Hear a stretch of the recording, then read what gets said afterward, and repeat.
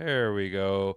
Hey, everybody. Good morning and welcome back to the Hat and Beard Show.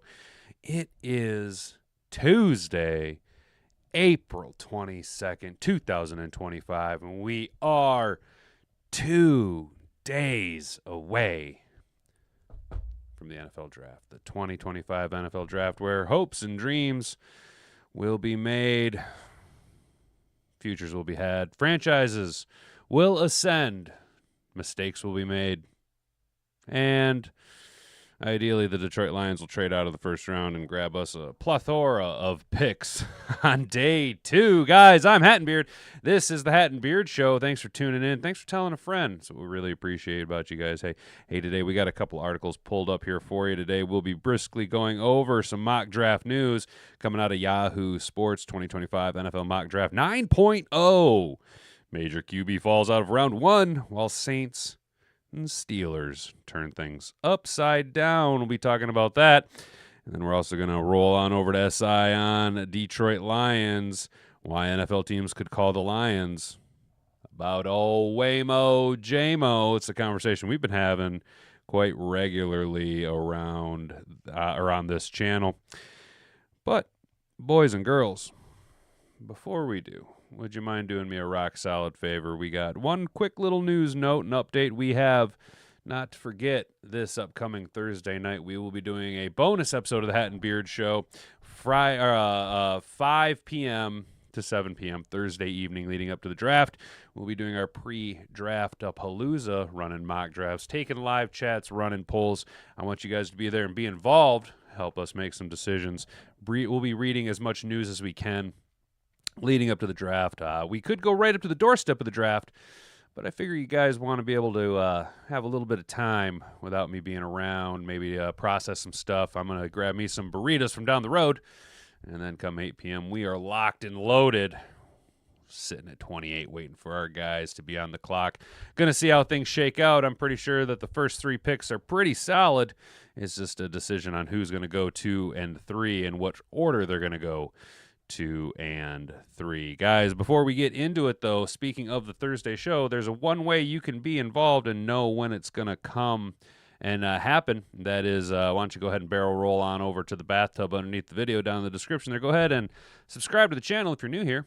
Ring that notification bell so that you never miss out on any future updates, and you will be notified whenever we go live Monday through Wednesday, 10 a.m. to 11 a.m. on YouTube.com, expanding out to a 5-day-a-week show come the NFL regular season, and you will, of course, be notified for that big Thursday pre-draft show where you can come hang out with myself and a lot of the regulars in the chat. Like the video if you enjoy the content that I'm providing for you. Make sure that you're subscribed.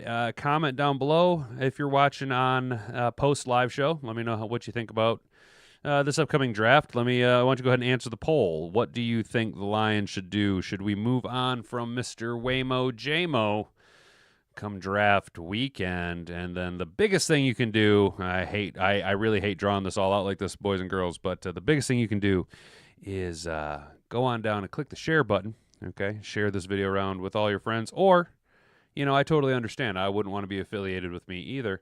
You can just copy that link down on your clipboard. It tells the algorithm that this is some content that should be pushed out there, and you can, on the low, kind of help push me out there without any of your friends and family being ashamed of you for affiliating with a dirtbag such as myself.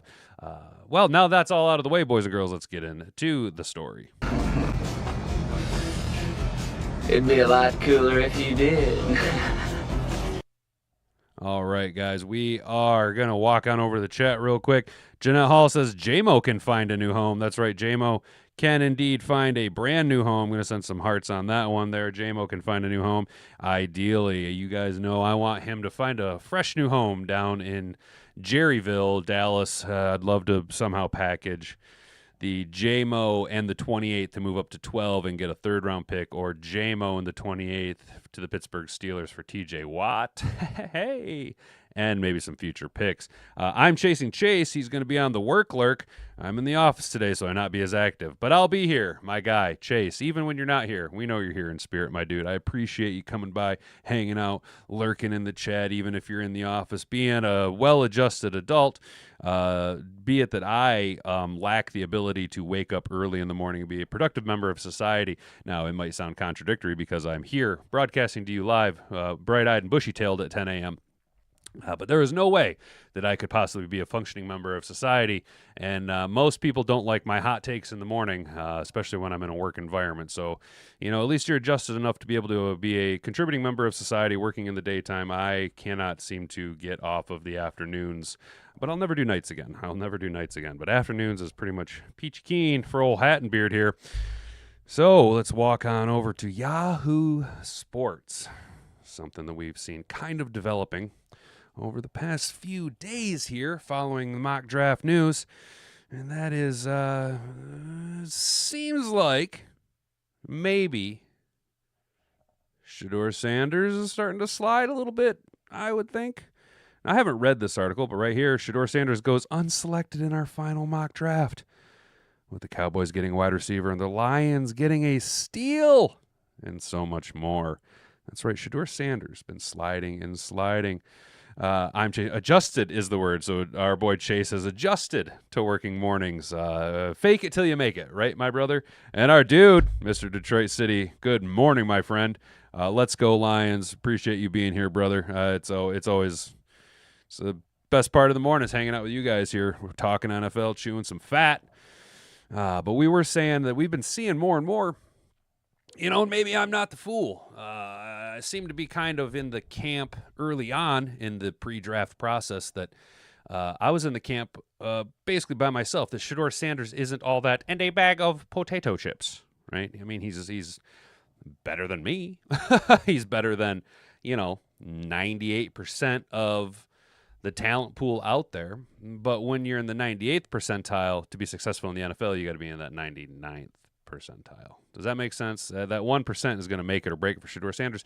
And I've gone, and I'll continue to say this all the way through until probably week 6. If Shedeur Sanders, depending on the situation that he's put in, if Shedeur Sanders is put into a successful situation where he could have a potentiality to be more successful than not, i.e. goes to a successful organization, I'd hate to say Vegas, but Geno Smith and Pete Carroll have proven to be relatively good assets. Pete Carroll has shown that he can develop talent, and Geno Smith would be the guy to learn under for somebody like Shedeur Sanders. But if you went to someplace like New Orleans, we have seen where Kellen Moore, now in his first head coaching spot, he's been very successful in the development of quarterbacks, being a former quarterback himself at Boise State and Detroit Lion for a little bit, let's not forget. But I've been saying that Shedeur Sanders, if he went to Pittsburgh would be a successful spot for Shedeur Sanders to develop the right way. He'd have DK Metcalf to throw the ball to. And again, there's the potentiality that Aaron Rodgers could be his mentor. But I was in the camp early on that Shedeur Sanders has a higher ceiling his rookie year, but career trajectory, his ceiling is much lower than Cam Ward. I'm not impressed with either one of these two guys on the whole, and I could have to eat my hat later on. I just don't think that either one of these guys... Between the two of them, maybe 4 Pro Bowls in their entire career. Between the two of them, no gold jackets. Hot take, I know. No gold jackets between Shedeur Sanders or Cam Ward. And now I feel that I'm not alone in the camp, as more and more people have kind of gotten a little bit more tape on Shedeur Sanders. His body isn't quite physically the size that you want, and you compare him to, say, a Caleb Williams frame, a Josh Allen frame, even an Air Bear Justin Herbert frame. Those are all bigger body guys, can take a hit at the NFL. And, I think he's a little bit more pro. Shedeur Sanders may be a little bit more pro-ready than a Cam Ward, but again, the career ceiling isn't nearly as high as Cam Ward. And his athleticism, Shedeur Sanders does have the leg up of an early start, being the son of a NFL legend, and the connections he was able to make through various talent at various levels of his career. So we're going to go here. Nate Tice and Charles McDonald wrote this morning, coming out of Yahoo Sports. We made it. The week of the 2025 NFL Draft is finally here. You can watch Yahoo Sports NFL. We're not going to plug them. Nate Tyson, Charles McDonald, our two NFL draft experts, will be delivering pick-by-pick analysis alongside Yahoo Sports. Okay. Before those festivities get underway, Nate and Charles bring you their 9th and final mock draft of this cycle. The New Orleans Saints stun everyone at 9. Pittsburgh Steelers do the same at 21, and a huge name doesn't even make it out of the first round. Off we go. Now, if you read the headline, Shedeur Sanders is that big name. Tennessee going, no surprise here. Consensus overall pick, Cam Ward. Cleveland Browns going to take Travis Hunter. All right. The Giants going to take Abdul Carter. These are the two guys that I said 2 and 3. We know about who it's going to be. It's just who goes where. Which one of those two guys goes to Cleveland, and whoever doesn't go to Cleveland is almost set in stone. They're going to be going to the New York Giants. Now, the Giants could make a surprise and take an offensive lineman, but I don't think you pass on an Abdul Carter, knowing that your defense, Thibodeau hasn't really worked out so well. The Patriots going to grab Will Campbell, making a smart move there. We talked about that a lot. The Jags at 5 going to grab Ashton Genty. A bit of a surprise maneuver right there. Everyone's very in love with Ashton Genty. Going to the Las Vegas Raiders. I have seen mocks where Genty gets grabbed up by the Jags at 5. I've also seen mocks where the Jags trade out of 5 with like the Bears, so the Bears can grab Genty, right? Most people are pretty much, you got to get ahead of Las Vegas if you want Ashton Genty. Do I think the Jaguars would make a smart move going Genty? I mean, it's another weapon, right? It's another weapon for them to use, but I think if the Jags are smart, you go T-Mac out of Arizona, right? The big body wide receiver. Give Trevor Lawrence another weapon. Trevor Lawrence kind of in that Jared Goff echelon of underperforming early on in his career. Does Trevor Lawrence do the Jared Goff move in like a year or two and get package deal to go someplace else in a rebuild situation? Because Jacksonville has proven time and time again to be a dumpster fire of an organization. I mean, as much as I want to sit here and trash the Jags, okay, there is one thing that we all here in the Pride need to be thankful for the Jacksonville Jaguars, and that is that they took Trayvon Walker over Aiden Hutchinson, right? Big mistake on their part. Now, Trayvon Walker, not a bad defensive player, would have been a relatively decent consolation prize for the Detroit Lions. However, if Aiden Hutchinson did have to go to Duval and had the career that he has been having, be it that he was in our backyard, be it that everybody wanted him to come to Detroit, it would have been such a salty kick in the nuts. You know what I'm saying? So we got to be thankful that the Jags do draft bad. Well, bad. I use that term loosely. Again, Trayvon Walker, not a bad player. But because they decided to go the Walker route, we were able to get our dirty little dick beaters on Aiden Hutchinson, and how thankful we all are because of that. Because Genty went at number 5 to the Jags. They got the Raiders taking who some call the best tackle in the draft. And what I think that comes down to is the metrics and the measurables between Will Campbell and Armand Membu are very similar. It's just Membu more prototypical in his size. Will Campbell has that tag of his arms being too short. I think I would go Campbell over Membu, but the Raiders going Membu here is a smart pick, especially if Genty isn't there. Again, the argument for a wide receiver could be made to give Geno Smith more availability. We do know that Pete Carroll has had success with big-bodied wide receivers. Look at DK Metcalf, Tet McMillan, although not quite the same frame, size, and freakish athlete of DK Metcalf. Comps similar, success should be similar. But if the Raiders are smart, go Membu here. Build out your offensive line. Give yourself a solid foundation. Big fan of that here in the Hat and Beard studio here, broadcasting from my dead grandmother's former studio or sewing room studio. And we've seen the success on how the Detroit Lions were able to do it with Penei Sewell. So the proof is in the pudding, right? The Jets, this is a little surprising, going to grab Tyler Warren, the tight end out of Tennessee. Hey-ya!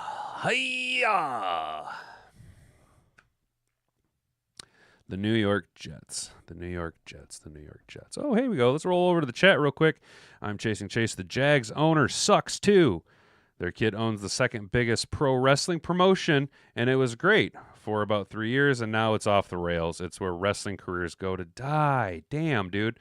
Wouldn't be doing my job without some random wrestling knowledge. No, dude, not random. Actually, massively impactful, dude. You were a huge contributor to this show, dude. I really love that because I didn't know. I know that the Jags owner sucks. That dude, Shaka Khan or whatever his name is. He just sucks. He's a fucking globalist piece of shit. And I didn't know that his son was also the owner of another large sports organization. And it's really unfortunate that you see this trend with them, Mr. Detroit City. I lived in downtown Jax for a year and a half, and the fans suck. Owners suck. Teams suck. But it's a great city. So I did in my life, years ago, I used to work at a company that had, they were a giant international company, so we had people from all over the world working for us. And then the plant that I was at, we had a lot of guys. They really enjoyed hiring veterans, right? So we had a bunch of guys from the Navy, a lot of anchor clankers, a lot of nuke techs on subs.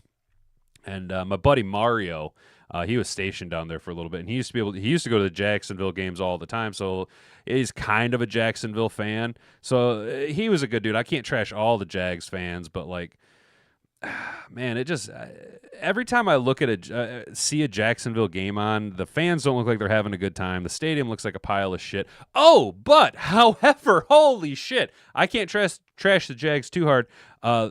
The company that's probably going to buy where I work at is a large actually they're a global company, and one of the facilities that they manage is the Jacksonville Jaguars facility. So I might look at fucking transferring down there. Big military presence in Jacksonville. My neighbor flew jets. Okay, right on. Yeah, so Jacksonville. See, that makes sense. From Mr. Detroit City. I'm chasing Chase. His son, Tony Khan, owns and runs AEW, All Elite Wrestling. Loaded with talent, but have no idea what they're doing because it feels like a teenager running it. Okay, AEW. Oh, okay, AEW. Isn't that now to tie back to what we were talking about last week? Isn't that kind of where Cody Rhodes got his big push? Isn't that kind of where he was able to really make his name? Actually, wasn't Cody Rhodes the chairman of that for something or for a little bit or something like that? Or am I mistaken? Again, bro, wrestling's not really my big thing. Mr. Tri City, Port City is. Oh, it's a port city. Okay, gotcha. Yeah, it's a port city, so that makes sense. There's a lot of Navy guys down there. Yes, when it was good. Okay, yeah. So Cody Rhodes, he was the executive vice president. Okay, but that's when it was good. And then you see the timeline when Cody Rhodes left, and then was able to fulfill his family's dynasty. Let's just call it in the big show, right? That's when AEW started to kind of fall out when you went from having someone who understands wrestling, who the craft is literally in his DNA, steps out and goes to follow and take up what is rightfully his family's. With his presence there, not in AEW, you see, is it more of a business mentality now where the stories don't really matter, the talent doesn't really matter, it's just kind of a shit show because people who don't know what they're doing are trying to meddle and manage things that they have no business meddling and managing? Is that kind of the issue with AEW now? We're getting off on the rails here, boys. And I know you're lurking, Chase. I know you're lurking, dude. I know you're at work. Gotcha, exactly. Right on, bro. Hell yeah. That's kind of what I was thinking. Once you confirmed to me that Cody Rhodes was in AEW, then I started kind of tying the timelines together there. Everything we can connect these dots, boys. It might take Cat and Beard a while, but we will connect those dots. We just might, instead of going like this, we might have to go all the way around like this. All right, so the Jets at 7. They got taking Tyler Warren. Now, the New York Jets, Aaron Glenn, first-year head coach in the New York Jets. Wish him all the luck in the world. I do think he has the potentiality to be a more successful head coach than small PP Benedict Arnold Johnson, the trader in the Windy City, does in Chicago. Do I think this is a smart move for the Jets to take a tight end in the first round? You guys know me. I definitely am not fond of taking tight ends in the first round, let alone the fucking top 10. That's absolutely bananas. I don't care how talented you are. Hey, dude, you can get tight ends all over the draft, right? And the Jets going tight end here, kind of a mistake. However, most times you see them taking an offensive tackle, and with the top 2 tackles off the board, maybe the Jets look to move out. The Jets' tight end room in recent years has been a mix of injured and inefficient. Warren will instantly provide an upgrade to the position, help out in the run game as a blocker, and also give the Jets another pass catcher to complement Garrett Wilson. Yeah, it kind of makes sense. and a lot of Tony Khan letting in the mates. Gotcha.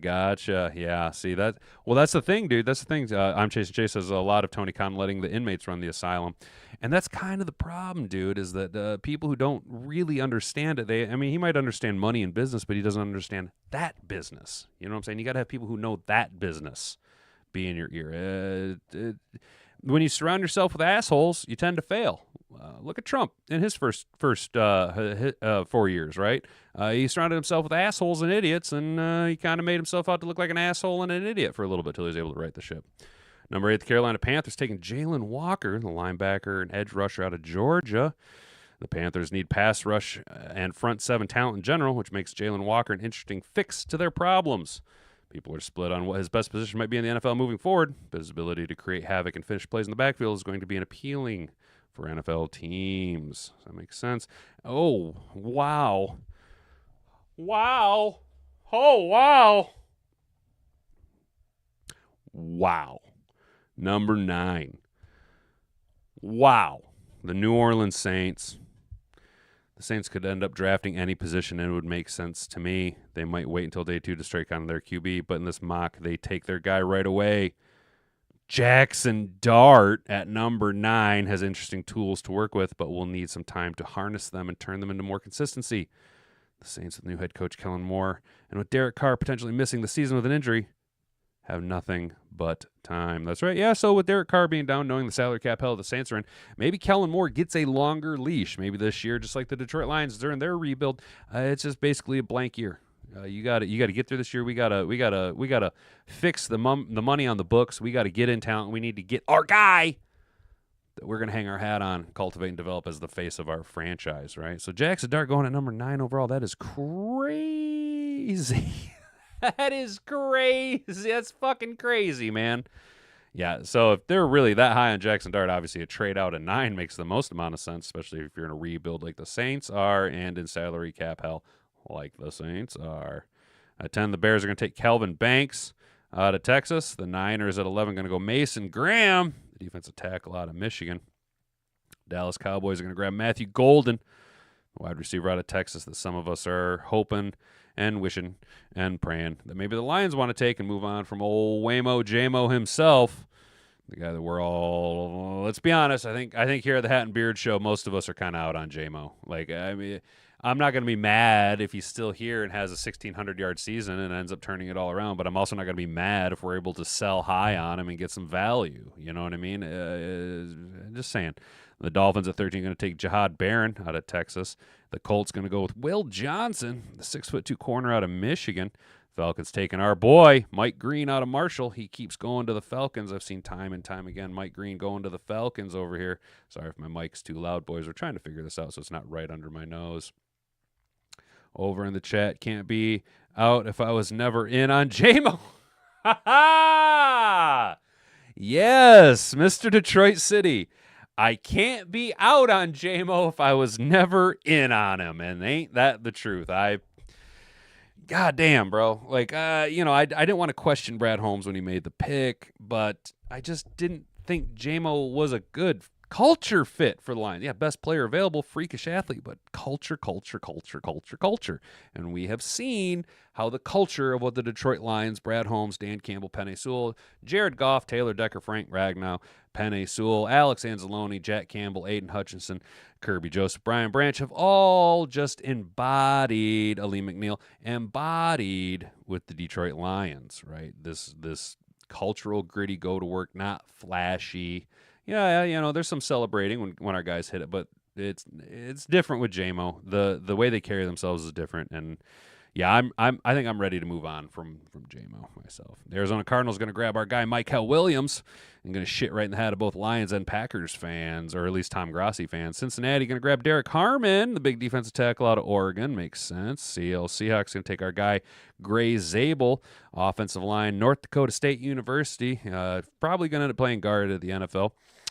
The Bucks, the Tampa Bucks, the Tampa, Bay Buccaneers, whatever a Bay Buck. I am still trying to figure out what exactly a Bay Buccaneer is, because as far as I have ever known, it is Tampa, Florida, not Tampa Bay, Florida. Yes, there is a Bay of Tampa, and apparently the Buccaneers only buck in the Bay.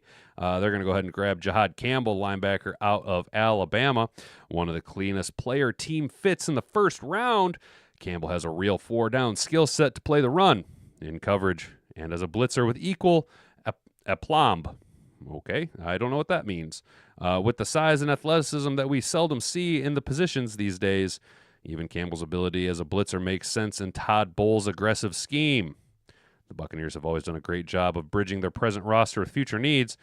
Campbell can be a great running mate next to Levante David and then take over once the franchise legend finally retires. That is a solid fit, and I like where their mind's at with it. That's exactly how you'd look to build it out. A good team fit, a good young player that can eventually take over for your, legend, franchise legend, right? Franchise legend, probably going to end up retiring his number.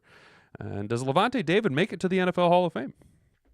Denver Broncos, Omarion Hampton out of North Carolina, the running back who just, I swear it's like 99% of the time he's getting mocked to the Broncos. Whoa! Whoa! Whoa! Are y'all seeing this, Yahoo Sports? Are y'all seeing this? Whoa! Holy shit, man. The Pittsburgh Steelers at 21, they're going to grab Jalen Milroe, the most exciting quarterback prospect in the draft, bypassing Shedeur Sanders, taking Milroe in the first round. Whoa! Hot damn. So we've seen Milroe and Dart go before Shedeur Sanders in this mock draft. Oh, the ego blow that Shedeur Sanders is going to take for fall. Whoa, wow. Ooh, Jesus Christ. Hey, I'm not mad about it. The Chargers going to grab Michigan tight end Colston Loveland. No surprise there. The Packers somehow are going to get their dick beaters on T-Mac. That sucks for Lions fans. Hopefully he flames out if that's the case, because he's a big-bodied boy that can, be kind of a pain in the ass for a while. Minnesota Vikings are going to take defensive tackle Walter Nolan out of Ole Miss. The Houston Texans are going to grab Josh Cornley Jr., the offensive tackle out of Oregon. The Rams grabbing Trey Amos out of Ole Miss. Man, Ole Miss got a lot of players in this draft. Baltimore Ravens going to take Donovan Jackson, the guard out of Ohio State. And then here you are, the Detroit Lions grabbing Shamar Stewart, the edge out of Texas A&M. Not so high on him. Not so high on him anymore. Freak athlete, but the numbers aren't there. The metrics aren't there. Watch Sanders fall to rounds 2 and link up with... Oh, yeah, that's kind of what I actually like. Yeah, Mr. Detroit City, I agree with you. Watch Sanders fall to the second round, and then the Browns are just going to... Oh, pardon me. Just licking their chops, trying to get old Sanders and Hunter back together. Ole Miss equals Lane Kiffin, if I'm not mistaken. I think you are right. I'm pretty sure you are right that Lane Kiffin is the head coach of Ole Miss. And that makes sense because, again, that pro pedigree that he has is going to definitely get players ready for the next level. Does it always work out? Not necessarily. And I'm not always hesitant, but I think back to, was it Arizona State? Is it Arizona? I think it was Arizona State. Herm Edwards was the coach over there for a little bit, and they had this all-world, all-everything, hang every hat on the guy, wide receiver, first-round pick, N'Keal Harry. Yeah, household name, right? N'Keal Harry? Yeah. Washington's going to grab Malachi Starks, the safety out of Georgia. The Bills are going to grab Shavon Revel out of East Carolina. The Chiefs get their guy in Josh Simmons, and the Eagles get Big E, the edge out of Boston College, to round out the first round in this mock draft. Yeah, this is interesting.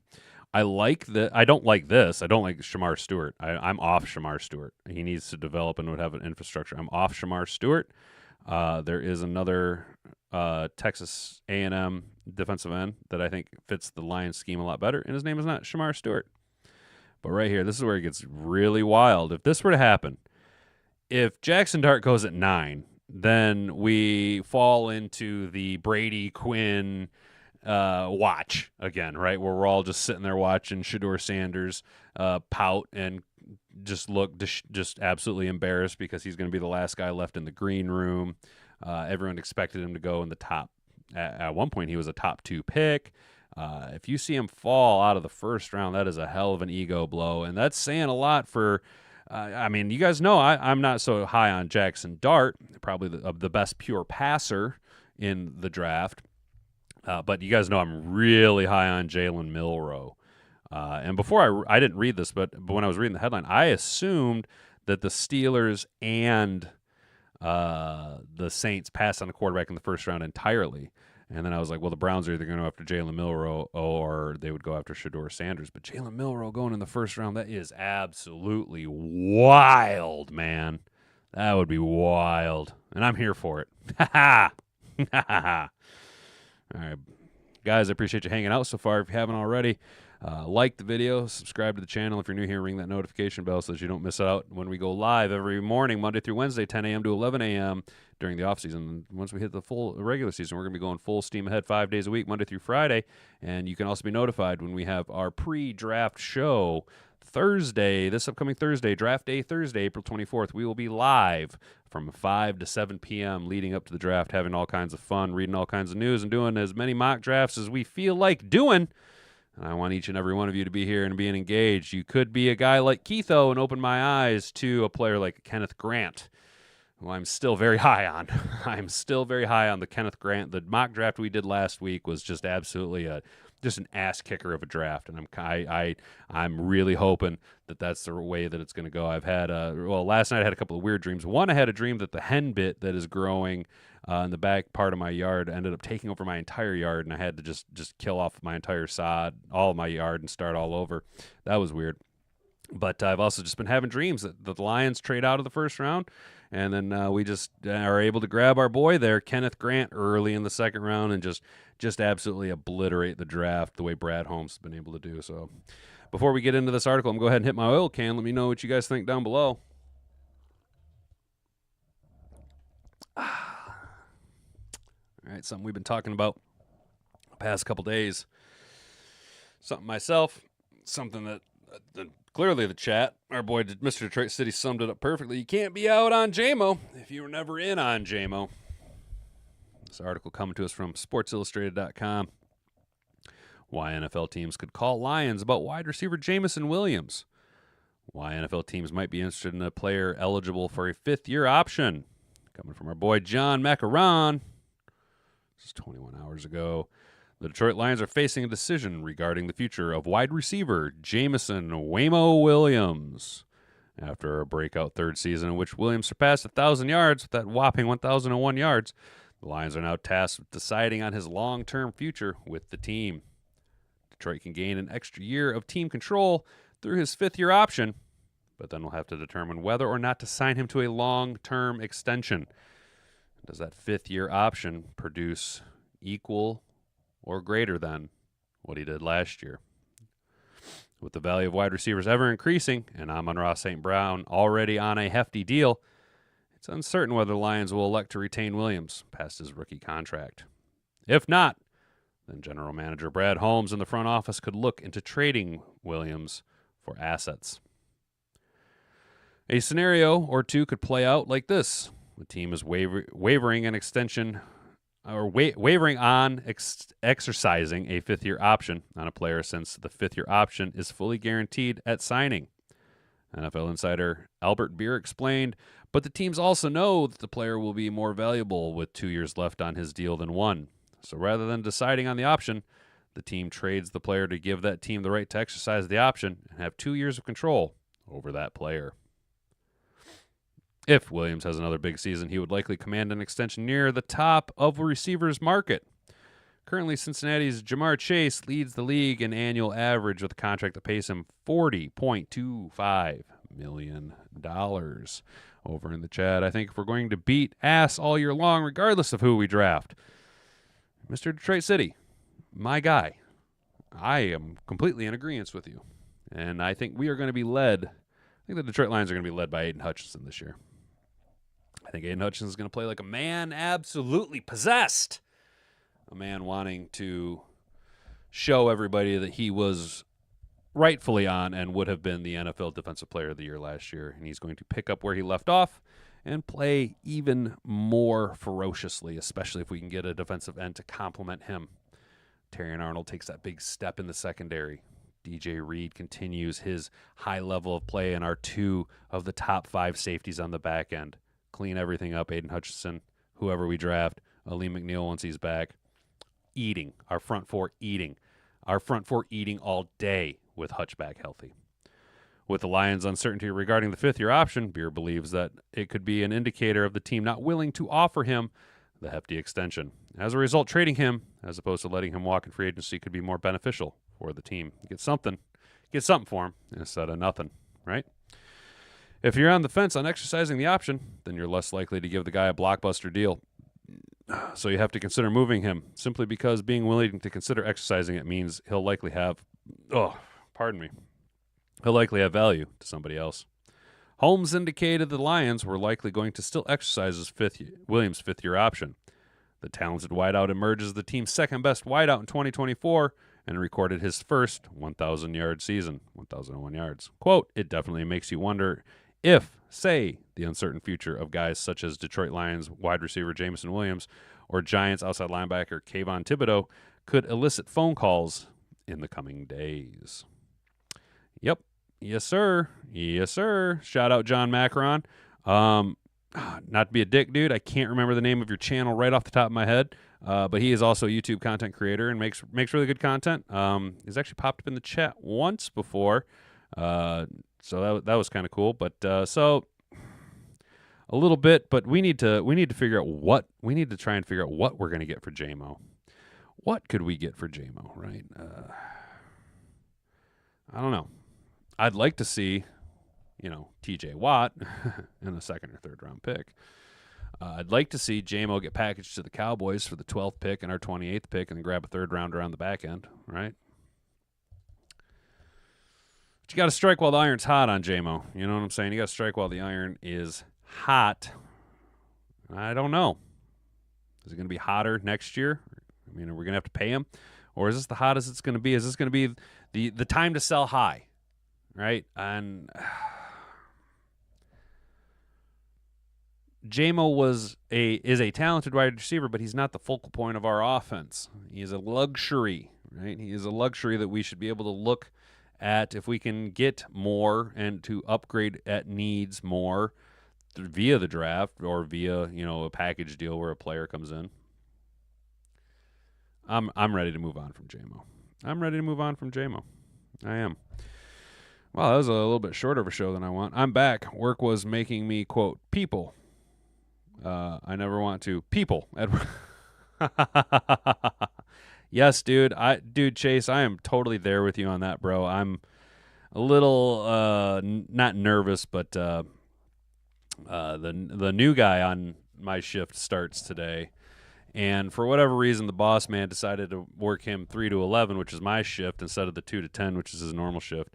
And I've become very accustomed and very used to working by myself. I don't like dealing with people. I have my own flow, my own way of doing things, and I'm used to being by myself. I've spent most of my working life as a lone wolf out in the field or in the shop. I generally just don't like working around other people, and I'm not really looking forward to having this guy following me around. So is it a dick move for me to be like, all right, dude, this is the first, let him follow me around for the first hour, and then I'm going to be like, all right, you're a grown-ass adult.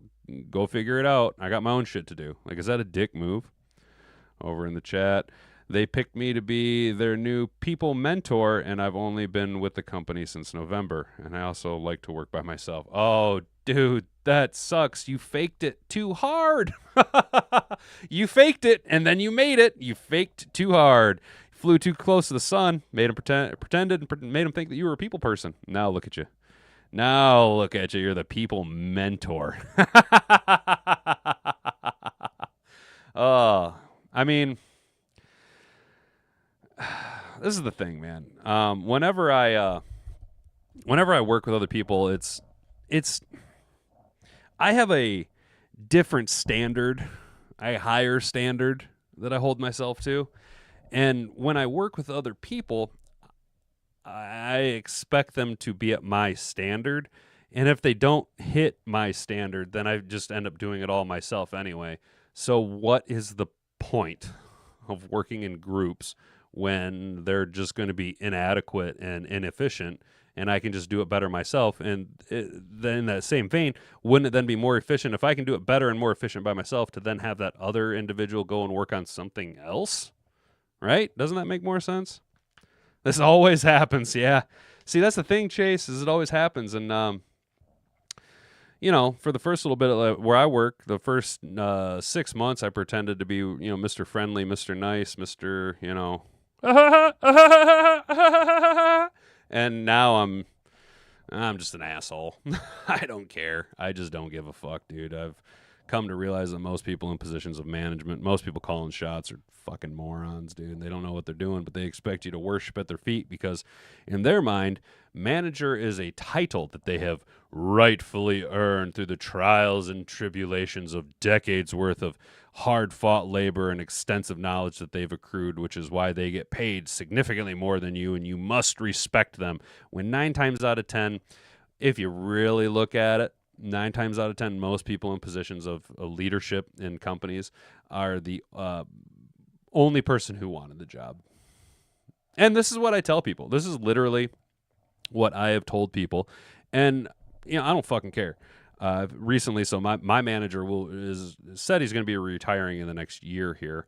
And some people have asked that, maybe I should look to take the position, because as one member, actually the VP of the department, said, you already run the shop anyway. And this is my thing is, why would I want to be the driver of the short bus when I can just continue to be happy as shit in the back licking windows? You know what I'm saying? Like, why would I want to give up my seat licking windows when I didn't take on the responsibility of being you asshole driving the short bus, when I can just ride around on the short bus and lick windows all damn day long, right? Over in the chat, that's what I get for my adult brain being good at spreadsheets. I know that sounds boring as fuck. Hit my brain loves tackling. Hey, you know what, dude? And it's boring, but I like when they are done. Dude, no, it's not weird, bro. Like, this is what I have to understand. I say it's weird all the time that, like, how much I love mowing lawns and, like, I really like cleaning carpets. It doesn't make any sense, but it makes my brain feel good. So I imagine you get the same thing of it stimulates a part of your brain. It engages you in a way that makes your brain feel good. And then you get that massive sense of accomplishment once it's done. Florida's taking applications. Come on down, boys. Hey, I'm trying. I've thought about Florida. It's pretty hot down there, though, bro. It's pretty hot, man. And you guys got hurricanes and stuff. Also, I'm not gonna lie, Mr. Detroit City. I've looked at moving to another state in the past 4 or 5 years. I've probably looked at, and I've gotten pretty close to. What it comes down for me, man, is I was really bad with money in my youth, and I don't have the capital to relocate to another city, like a whole ass other state. You know what I'm saying? Like, because if I'm going to relocate, I mean, you got to basically buy a fucking house. I mean, I got 3 cats and 2 dogs and hat and boobs, and I'm a fucking animal. You know what I'm saying? So like, it's a huge, huge, huge investment. And I know it's investing in myself, but it's an investment of assets that I don't necessarily have. On top of that, and this is the world that I'm currently living in, is I'm looking for jobs all the time. Okay. But I have had a lot of jobs in my life, like a lot of jobs. I have been fired from so many jobs because I have a hard time keeping my mouth shut when something is. I'm not trying to take the moral high ground. They were doing something wrong, so I spoke up. No, I can't keep my mouth shut when someone says something stupid or does something stupid. And I've been fired so many fucking times that I have a little bit of like, I'm not, I don't want to say PTSD, but like I'm very gun shy of finding a new job because where I'm at now, it's UAW, and some of the situations that I've ran into, I would have been fired many times over at any other job if I didn't have the union to protect me. You know what I'm saying? And because my personality is so much of a asshole mentality, having that layer of protection is very beneficial for my mental well-being, if that makes sense. Down in the chat, I'm Chasing Chase. So I work for a tech company that helps license insurance agents for a very large, well-known insurance company. So when I can submit like 100 plus licenses at the end of the day, it's satisfying. Well, shit, yeah. Shit, yeah, it's satisfying, dude. Shit, yeah, it's satisfying, bro. I have to laugh. About 3-4 months ago, I interviewed with a insurance company here for a maintenance position, and the interview went really, really, really well. Really well. Until I met with a suit and tie, a guy who doesn't get his hands dirty, a very white-collar individual, and he asked me, if I were to ask your current, coworkers, what is one negative they would say about you? And I very blatantly just went, oh, they'd say I'm an asshole. And I got that HR, well, I mean, seriously, no, hat, chow. Seriously, what would they say about it? And I looked at him and I go, in all seriousness, they would say that I'm an asshole, but I get shit done. And, the whole self-awareness thing, they want you to be self-aware, but not that self-aware. You know what I'm saying? Like, it just... So, and what's really funny is I sat during that interview and they told me all this, oh, yeah, our retention rate is super duper high. And it's true because I've never seen this job posted, like, ever, right, in my adult life, And they're, oh, yeah, we keep people around, blah, blah, blah. They actually have pensions still, even for their maintenance staff. You know what I'm saying? Like, actual pensions. And it's a great place to be, right? It's a great, discounts on your insurance, blah, blah, blah. And they tell me, oh, the one dude's worked there for 32 years, and he's only ever had to hire 4 people because of how long they keep their retention rate. And I obviously didn't get the job because I was far too self-aware and referred to myself as an asshole, because why would you ever want someone to be that self-aware? We want to be just self-aware enough that they don't really know what they're doing. But since not getting that job has been posted and filled and posted again 3 times. So, hey, whatever. Go fuck yourself, right? Hey. Down in the chat, Chase says, hey, yeah, I went from an actual insurance carrier that was bigger to a tech company that assists them, and I feel way better being a step removed from that stuff and tie stuff. Yeah, dude, I don't blame you. To be honest, I did have my own personal battles with, if I were to get that job with the insurance company, working for an insurance company, even though I wouldn't be directly an agent out there screwing people over. It's still the idea of, at what point do you, I'm just following orders, I'm just working for them, I'm just doing what I'm told, it's just a paycheck, when you know that, like, for example, as I was saying earlier, I had a lot of bad money problems when I was younger. I was very dumb with my money. So my credit score is dog shit, absolute dog shit, right? And because in the state of Michigan, your auto insurance, oh, that's right, your coverage is based off your fucking credit score. What goddamn sense does that make, right? So that's one of the things that I can't stand about insurance companies. Also, they're very, they're fucking cheap, dude. They're fucking cheap with their money. They got really good attorneys. And this is something that I used to say all the time back during the Summer of Love and the Black Lives Matter riots and stuff. As I was like, look, dude, if Black Americans were so concerned and wanted to make a change, if they actually believed that thousands and thousands of Black people were being killed by law enforcement every year, the best thing you could do would go and buy a fucking life insurance policy, because the lawyers that work for the insurance agencies are the best in the fucking world, okay? And because they don't want to pay out all these wrongful death life insurance policies, they will figure out every single fucking way to put a goddamn stop to law enforcement if this were in fact the case. But come to find out, one, it wasn't the fucking case. The statistics were never there to fucking back it up. And two, oh, that's right, most people aren't going to spend the fucking money to actually do something about it. They're just going to sit and wallow and bitch and fucking complain. Oh, yeah, I kind of hate it, but until I can figure out something, I got to hold it down. My favorite thing is terminating licenses. a little bit of power there. Going to drop the axe down on them.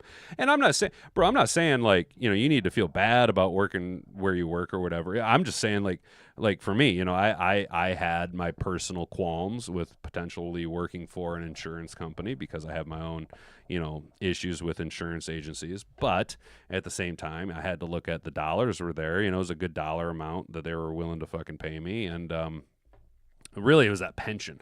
Oh, man, that pension. Because I don't know if you guys know this, but every year that goes by, more and more, those of us in our age demographic, us elder millennials, and everyone after us, yeah, you're gonna better kiss that Social Security right the fuck goodbye, which is one thing I will admit where I'm at. I'm very, very fortunate that currently the employer that I work for many years ago opted out. See, there was an opt-out that employers could do where you don't pay into Social Security. You are then forced to pay a minimum of 10% of your pay into a separate 457 account, which is what my employer did. So I actually have been building towards my retirement, both funding a retirement that the company also contributes to, but then we also have this 457, which is our own privately funded Social Security account, which is kind of nice.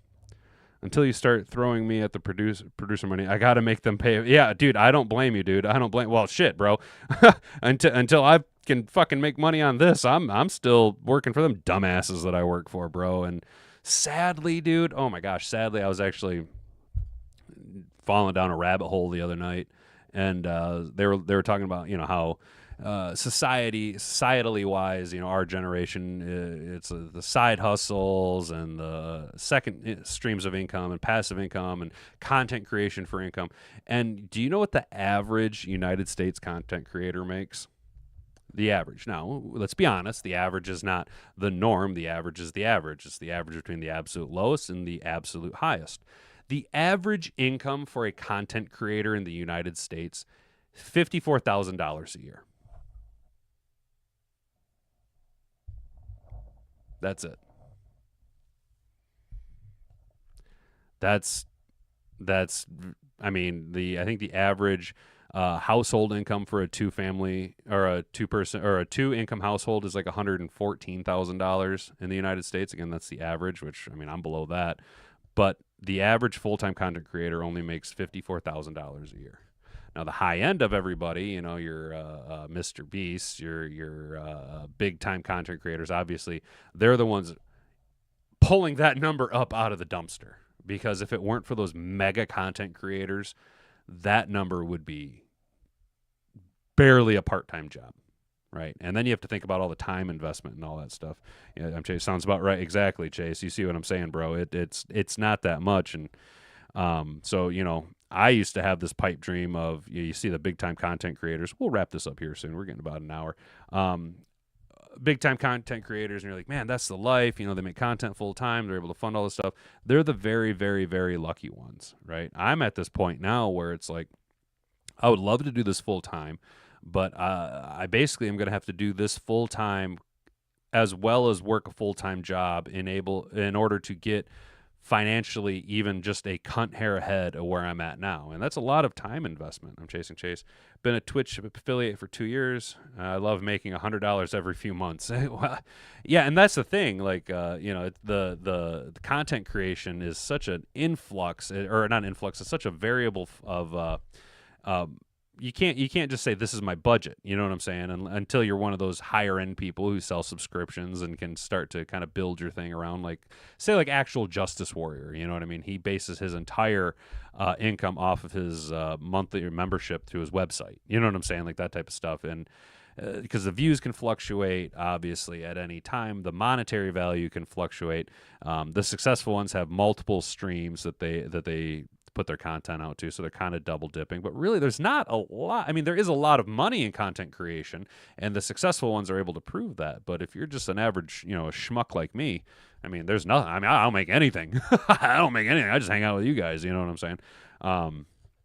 There's just not a lot of avenues right now, and hopefully the cost of living can kind of start to come down. But I did see an interesting statistic that was, so if people age 35 and younger can project out to not have any Social Security, what they're going to need to do between now and when they retire is they're going to have to privately fund their own account, right? And what they're going to need to do by privately funding the account, the estimated value that they're going to have at their retirement age locked away in this account that they're going to have to save independently. That's their own saving money. That's their own monthly income going to just funding Social Security, which is already being taken away from them. This isn't your employer putting any match in. This is just you paying it. You're going to have to set aside anywhere from $2 to $4 million by the time you retire. It's about $40,000 a year. Anybody else going to be able to set aside $40K a year? Yeah. But if we enjoy it, so at least we are genuine about it. That's true, dude. That's true. If we enjoy the content creation and that's kind of thing, it's not really a money thing for me. I mean, it would be nice. Let's be honest. It would be nice to be the higher end paying content creation. They do seem to be living the life, but it is work. There's a reason why they get paid so much, and it's because of the quality of their work. You know what I'm saying? But then once you get bigger, you got to start paying people. You got to start employing people. You got to have your own business, that type of shit. And then it opens up a whole other can of worms. And it costs money to make money. And every bit more money you make, you got to spend a little bit more money. You got to have a tax guy. You got to have a lawyer. You got to have the business. You got to get insurance. You got to spend. God forbid you grow bigger than your house, and you got to start to have your own studio space. You know what I'm saying? It can be very expensive, at least from the stuff that I've seen. Excuse me. Woo, got kind of off on the out in the weeds there again today, boys. Oh, if I could stop burping, that'd be really nice. All right. Well, that about did it today. Wasn't much to discuss. We ran through Yahoo Sports' final mock draft that they did, where we seen the big surprise at number 9, and they mocked Jackson Dart to the New Orleans Saints, and then even bigger surprise where you'd expect Shedeur Sanders probably, if it shook out like this and Shedeur Sanders is still on the board at 21 when the Steelers are on the clock, he's buttoning his jacket, he's brushing off, they're already pulling out the Pittsburgh hats for him, right? And then someone walks up there and says, the 21st overall selection of the Pittsburgh Steelers select Jalen Milroe, quarterback, Alabama, and then Shedeur has to sit there pouting. I'm trying to get back on the content grind, but I'm only looking at it as a potential for a little extra money. I can't even think of it blowing up unless it does. Exactly, dude. And that's the thing with content creation is a lot of people, they want to be the high end stuff. Their expectations are far too grandiose. And I was fucking I did that same thing early on in my content creation, and it does get, when you start to compare yourself to other content creators, it gets kind of ball kicky when you see dudes are like, this is my 3rd video I've made and I've got over 1 million subscribers. It's like, how, dude? Your content's trash, but they know how to play the game.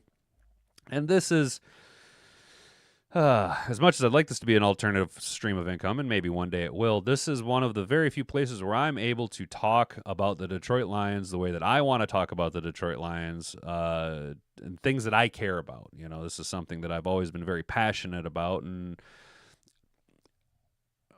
being a lifelong Detroit Lions fan, it was very hard for a long time to find people that were as passionate about the Lions as myself, or even wanted to talk about them, because we were a joke of the NFL. So part of the reason why I started this is just because I wanted to fucking talk about the Detroit Lions. You know what I'm saying? I want to talk about the fucking Detroit Lions.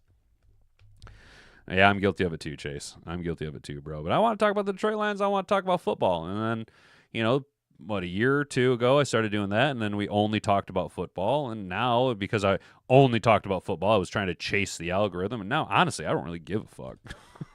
I mean, yeah, it'd be nice to get, over certain subscriber milestones and become monetized. But look, man, yeah, I'm an NFL content creator, but I like to talk about fucking wrestling stuff with Chase. I like to talk about the devaluation of the college degree. You know what I'm saying? We talk about all kinds of shit over here. It's just a We're just doing a show, man. Just doing a show. Like I said, I used to listen to sports talk radio all the time when I was younger, and it's kind of hard to find nowadays. So I just figured, fuck it. No one's going to do it. I'll do it myself. I'll just do it my damn self. I'll do it the way that I want, right? So we talked about the mock draft, and then we briefly discussed the rumor mill flying around about Jamo being traded from the Detroit Lions. And I'd really like to I wonder if I could find some, you know what, I'll maybe do some rooting around on Reddit today, see if I can find what kind of the fandom's take is on all this, because I imagine it's probably pretty well split, because you know, there are people who really like Jamo, and justifiably so. He's very exciting to watch play. He's a very electrifying player. But it comes down to culture for me. I'm ready to move on from Jamo, you know, especially if we can strike while the iron's hot. So, oh, would you look at that? We just hit the hour mark. Whoo! Kind of flew through them articles a little bit faster than normal. But hey, we were able to pad it out on the back end thanks to our chat being ever so involved. I fucking love you guys hanging out, being engaged, keeping us going. You guys are the ones who make the show. I'm just reading stuff, man, so I really appreciate it. Joseph McMillan, what are they asking for Jamo? I don't know, Miss Fuck.